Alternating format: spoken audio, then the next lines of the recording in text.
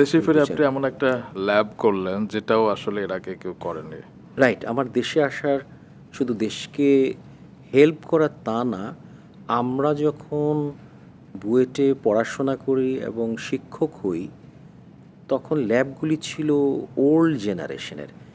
পেভমেন্টের design, pavement construction, material laboratory, কিন্তু ট্রাফিকের operation সাইটটা যেটা নিয়ে জনগণ ভোগে, জি। রাস্তা বানালাম এটা নিয়ে গবেষণা অতীতও হয়েছে, এখনও হয়, কিন্তু মানুষ এখন সবচেয়ে বেশি যেটা চায়, ভাই আমার মোবিলিটিতে যেন কোনো ঝামেলা না হয়, রাইট।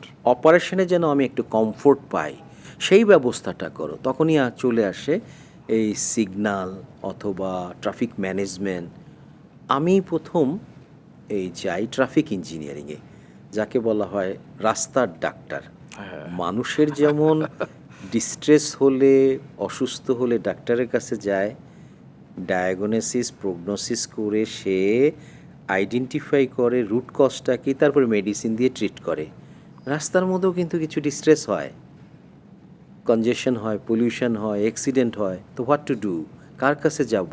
সেই প্রফেশনটার নাম হলো ট্রাফিক ইঞ্জিনিয়ার। ওকে। সেইটা কিন্তু আমাদের সে রিকগনাইজ ছিল না। আমি প্রথম আমাদের ইউনিভার্সিটি থেকে গিয়ে এই এই ট্রাফিক ইঞ্জিনিয়ারে কাজ করে আসি। এসে আমার তখন মনে হলো যে একটা ল্যাব তৈরি করা উচিত, কারণ ট্রাফিক ইঞ্জিনিয়ারিংয়ের জন্য যেই ল্যাব আর ট্র্যাডিশনাল ম্যাটেরিয়াল ল্যাব এক না। ওটাও কিন্তু আমার একটা মোটিভেশন ছিল যে আমি নিজে গিয়ে একটা নিজে ল্যাব তৈরি করব, এবং ল্যাবটা দেখে আসছি ওই জায়গার মধ্যে যা যা ইকুইপমেন্ট লাগে গবেষণার জন্য, যা কিছু লজিস্টিক্স লাগে, স্পেস কতটুকু লাগবে, সেটা আমি এসে সংগ্রাম করে একটা ল্যাব তৈরি করেছি। অনেক বড় ল্যাব, যেখানে যেখানে এখন কি বলবো, ট্রাফিক সিমুলেটরও আছে। কোটি টাকা দামের বাইরে থেকে আমরা নিয়ে আসছি।